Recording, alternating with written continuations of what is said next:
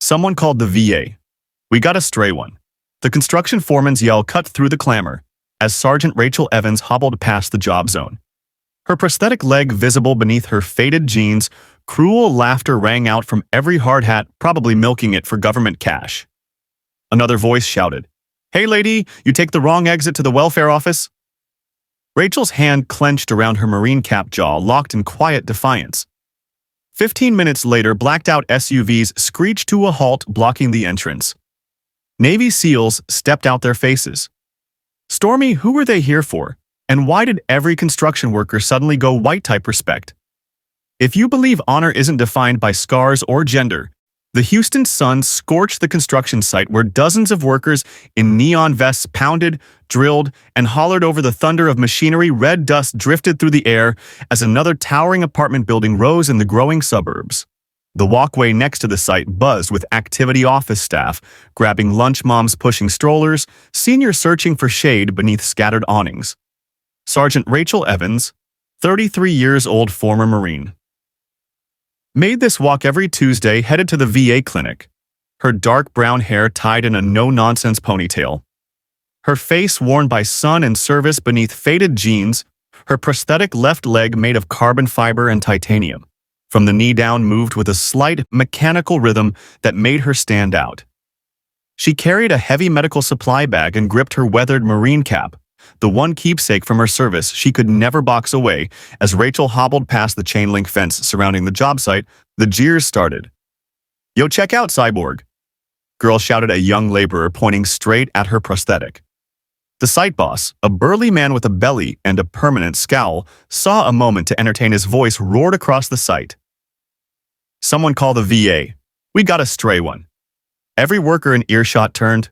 The machines seemed to quiet as workers paused to join in, probably faking it for benefits. Another voice chimed in from the crew. "Hey lady, did you mean to head to the unemployment office?" added a third, triggering roars of heartless laughter. Rachel kept walking, eyes forward, but her jaw stiffened and her grip on the marine cap turned white-knuckled. A young woman holding a smartphone stepped out from the crowd, smiling as she hit record. "This is gonna go viral," she whispered to her friend, already thinking of hashtags, probably never even saw action. The foreman kept going, loving the attention. Maybe she hurt herself, falling off a bar stool more. Laughter rippled through the crew. A few laborers looked uneasy but stayed silent, afraid of crossing their boss or becoming the next target. An elderly vendor selling cold drinks from a nearby cart shook her head quietly, but also said nothing. Fearing trouble for her modest stand, Rachel's fingers touched the dog tags beneath her shirt, a reflex she'd adopted during hard moments like this. The metal warmed from her body, a reminder of the vow she'd sworn, the comrades she'd fought beside, and the price she'd paid for her country. Despite the humiliation pouring down on her, she held her head high. She'd long understood that civilians didn't get it. How could they? They'd never carried an injured brother through gunfire, never felt the ground split from an IED, never woken in a hospital bed missing part of themselves. But the cruelest thing wasn't their ignorance. It was their delight. Their belief that her pain was fair game for jokes. During break time in a car parked 50 yards away, a man with a military stance and tattoos covering his arms watched everything unfold. His teeth clenched as he picked up his phone. "We need boots here now," he said calmly. Into the receiver, Rachel Evans was born on a small ranch in rural Georgia, where her dad raised cattle and her mom grew vegetables that barely kept them going. She was 18 when she stepped into the Marine Corps recruiter's office, driven by duty, financial pressure, and a fire to prove a farm girl could match anyone. 2 tours in Iraq followed. Rachel thrived in uniform, earning her place through ability, not politics. She could carry a soldier twice her size, move through hostile zones in pitch dark, and clean her weapon in sandstorms that blinded most. The day that changed everything started like any other patrol in Fallujah. Her squad was escorting a convoy delivering medical gear to a civilian hospital when the ground exploded under their Humvee. The IED was deeply buried, filled with shrapnel built to maim, not kill. In the bedlam that followed, screams, smoke, the stench of burning metal, Rachel crawled into the wreckage 3 times to pull out teammates. The third trip cost her everything below her left knee, but it saved Corporal Martinez's life. She woke in a German military hospital with a Purple Heart beside her bed, and a future she'd never imagined returning stateside proved tougher than combat. The VA gave her top-tier medical care and a high-tech prosthetic, but couldn't give what she needed most: a mission the civilian world didn't know what to do with a decorated female combat vet who walked with a slight limp and stood like a Marine job. Interviews turned into lessons in rejection. "We're worried about your physical limits," hiring reps would say. Eyes stuck on her prosthetic. This role involves standing or moving all day, always something her missing limb supposedly made impossible. The rejections came with polite nods and false promises to stay in touch. But Rachel knew the truth. They saw broken goods a risk, a reminder of wars. They'd rather erase the neighborhood where she moved to look after her aging mom. Wasn't any better. Kids nicknamed her Robot Leg and Lady Terminator. When they thought she couldn't hear, teens would follow her to the store, copying her gait and posting videos for laughs. Supermarket guards would ask if she was armed, as if a limp meant she was a threat. Store clerks spoke slowly and loudly, like her leg somehow affected her ears. "What happened to you?" was the go-to question, usually asked with nosy pity and a hint of fascination. Rachel learned to keep her answers brief. Military injury. She never expanded. Most people didn't want real answers, just the buzz of tragedy without the burden of empathy. The nastiest rumors were about money must be nice. Collecting all those VA checks she'd hear, whispered as if losing a leg was hitting the jackpot. Disability for life, just for being blown up. Some people have it easy. Rachel never went for full benefits. She held part-time jobs cleaning buildings, stocking shelves, anywhere that would take her, and used savings for her mom's care. Her pride stopped her from taking what she could have claimed. She'd rather hustle than be labeled another vet mooching off the system during her loneliest nights, when phantom pain in her missing limb robbed her of sleep, and the world seemed intent on showing her she didn't fit anywhere. Rachel would grab her dog tags and recall her squad leader's favorite line: "Scars mean you made it, wear them with pride." But pride doesn't always pay the bills. Those construction hecklers weren't the first and wouldn't be the last. Just last week, college kids filmed themselves mimicking her limp. Outside a cafe, their video earned thousands of likes and cruel comments. Rachel had grown used to it. What choice did she have? What the mockers didn't know, never cared to find out, was that Rachel had served alongside some of the military's most elite fighters. On her second tour, her unit ran joint ops with Navy SEALs, offering cover and medical backup on dangerous missions. She earned their respect in the heat of battle, where gender and politics held no sway, and confidence was everything. When bullets fly, no one asks if you're a man or a woman. They only care if you can shoot straight and cover their six. As Rachel made her way past the laughing construction crew, she didn't see the figure in the parked car nearby. But if she had looked closer, she might have noticed the ink on his forearm, a trident, an eagle, the mark of a brother in arms she once fought beside. Down the road, a line of black SUVs was already en route, heading for a moment where dignity and disgrace were about to clash. Ever witnessed someone be broken down just for being different? Share your moment. Your voice might give someone else the courage to stand tall. Exactly 15 minutes after the heckling started, the deep growl of engines overpowered the sounds of drills and hammers. 3 blacked-out SUVs sped down the block in tight formation, the kind of synchronized movement only honed through military discipline. They skidded to a stop, forming a V that completely blocked the site's entrance. No sirens, no warnings, just silent, controlled force. 7 men stepped out in unison, their every motion coordinated, refined, efficient. Dressed in black tactical pants, snug tees, and sunglasses, clearly meant for more than style, their presence silenced the laughter like a switch flipped. These weren't local cops or hired security. These were special operators, the kind of men who vanish into war zones and emerge with answers no one else can provide. Leading them was Lieutenant James Carter, age 41, streaks of gray in his close-cut hair, and a posture that radiated command. With his jacket off, the tattoo on his arm, clear now, made several older men watching grow visibly uneasy. The Navy SEAL trident. Carter walked directly up to the foreman, the one who'd laughed the loudest, his boots tapping against asphalt like a metronome of justice. The foreman, so smug moments earlier, now stared into the eyes of 6 feet of calm, trained danger. "Who disrespected the Marine?" Carter asked, voice level and chillingly quiet. "Hey, look, man. It was just a joke, that's all. Don't take it so serious," the foreman stammered. "A joke?" Carter's voice now lifted just enough to travel across the site, reaching ears from every direction. "You just mocked Sergeant Rachel Evans, recipient of the Silver Star, two-time combat veteran, the Marine who saved my unit and 17 civilians in Fallujah." Silence swept over the area. Even the machines fell still. One of Carter's teammates, a younger SEAL with predator-like awareness, stepped up, phone in hand. "We recorded everything," he said, voice flat and heavy with threat. "Every word of your little comedy routine." The foreman's face drained of color. In a world where viral clips can ruin careers overnight, he had just been caught on video humiliating a war hero. Carter wasn't done. His next words hit like steel. "That woman you mocked carried 3 injured Marines from a burning Humvee, while her leg was barely hanging on by tendons. She stayed awake long enough to apply tourniquets to 2 others before medics treated her own wounds."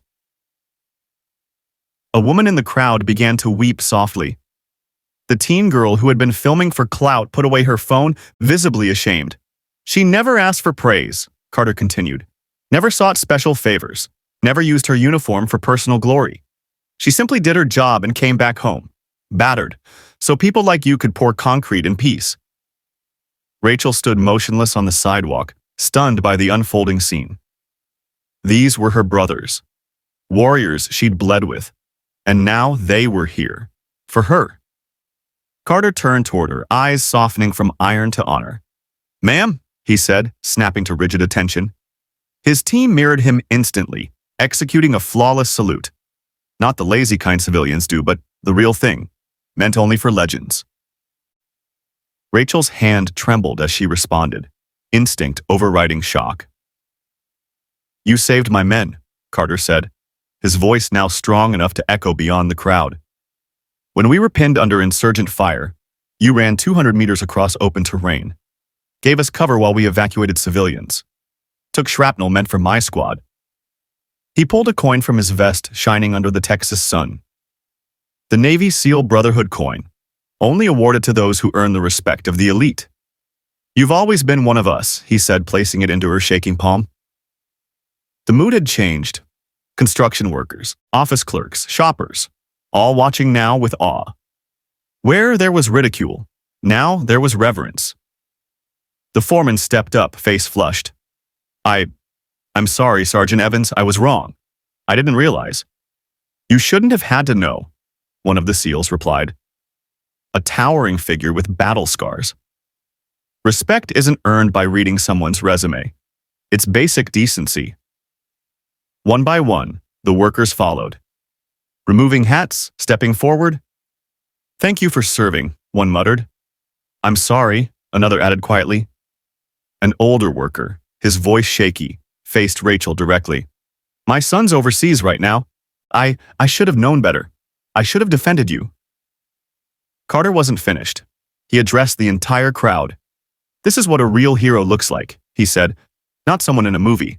Someone who gave up her body so strangers could live free. Who came back hurt and never complained. Never asked for anything." A teenage boy who had giggled earlier stepped forward, holding out his phone. "Can I take a picture with you, Sergeant? I want to post about real heroes." Rachel, still overwhelmed, nodded faintly. That worksite transformed. No longer a stage for jokes, it became a space for growth. Workers shook SEALs' hands, asked questions, talked about courage. Carter handed Rachel her Marine cap, lost in the chaos. "This belongs to you," he said. "Wear it proudly. It's the only armor you need." She put it on, and for the first time in years stood straight, not hiding her limp, not ashamed of her prosthetic. A Marine again. What act of bravery made you proud of your community? Share below. Let's make honor contagious. The change was swift and real. Hours later, the company's owner released a public apology and pledged a week's wages to a veteran charity. The foreman, quietly reassigned elsewhere. But the deeper shift wasn't about damage control. It was about perspective. Rachel was invited to speak at Jefferson High the next week. In front of 300 teens, most of whom had never met a combat veteran, she spoke simply. "Scars aren't shameful," she said. "They're proof you made it through something that tried to destroy you." The construction crew voluntarily joined diversity and respect workshops, but more importantly, they started treating everyone better. A guy with a stutter got invited to lunch. An immigrant electrician found coworkers asking about his kids. The company embedded a special brick at the building's entrance, etched with Rachel's name. It read, "Built on Respect." It became a quiet landmark, a reminder that real valor doesn't always shout. The teen girl who almost mocked Rachel online made a different video instead. "Let's make respect louder than ridicule," she said into the camera. It racked up 2 million views, launching a trend of honoring overlooked heroes. Veterans began visiting the site, not for the job, but for the brick. They came with stories, scars, and quiet truths. Rachel discovered she was part of a network she never knew existed. A 7-year-old with a prosthetic arm visited with his mom. "She says, 'I'm like you,'" the boy said. "That maybe I can be a hero too." Rachel knelt, revealing her own prosthetic. "You already are," she told him. "Every day you choose bravery, you're a hero." The boy's grin could have lit up the entire worksite. Carter and his team made the brick a stop on their annual reunion. Every Veterans Day, they visited, not for glory, but for silent reflection. That job site became more than a project. It became sacred ground. The cafe across the street offered free drinks to veterans. The pharmacy started helping disabled soldiers get supplies. The same teens who once snickered now asked Rachel sincere questions about serving. But perhaps the deepest shift happened in Rachel. For the first time since her injury, she walked without apology. She reclaimed not just dignity, but identity. Marine, warrior, survivor. Then came the letter. 3 weeks later. An invite from the National SEALs Association to be their keynote speaker on resilience. 6 months later, Rachel stood before a full house at the National Veterans Conference.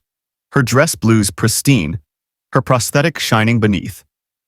"The number of limbs you have doesn't define your honor," she told the crowd. "It's how you stand in the storm when it's trying to rip you apart." Carter sat front row, his SEAL coin pinned to his chest. Beside him, the boy with the prosthetic, now 8, wearing a tiny Marine uniform. "Every building needs a strong base," Carter told a reporter. "So does every community. That base is respect. Without it, everything collapses."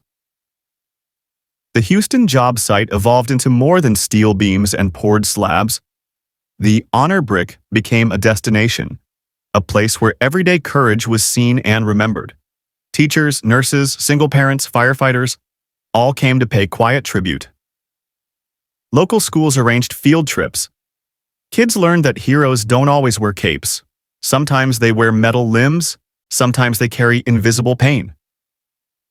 The company's CEO embraced a new motto: "No mockery here." They hired more vets, more disabled workers, more of the overlooked. Rachel got hundreds of letters from kids, vets, survivors. One from a girl who'd lost her leg in a crash read simply, "You gave me strength to stand tall again." But the most powerful shift? Everyday conversations at that intersection, once filled with cruelty, now blooming with kindness. The once mocking girl launched a nonprofit, Respect Stories. Her videos of unsung heroes gained 50 million views. At the conference, Rachel lifted the SEAL coin. "This coin isn't mine," she said. "It belongs to everyone who chooses bravery over comfort, who stands when others sit, who builds bridges, not barriers." The ovation lasted 7 minutes. Later, as Rachel's prosthetic tapped confidently across the marble floor, she thought about that moment at the construction site. That day when black SUVs brought honor back. Some scars tell stories of survival. Some wounds open windows to wisdom. And sometimes the strongest foundations aren't made from concrete, but from respect for the warriors quietly walking among us. Subscribe to Real Speak Diaries, where every scar, every stand, and every brick tells a lesson worth sharing. Let's uncover the truth behind what really happened.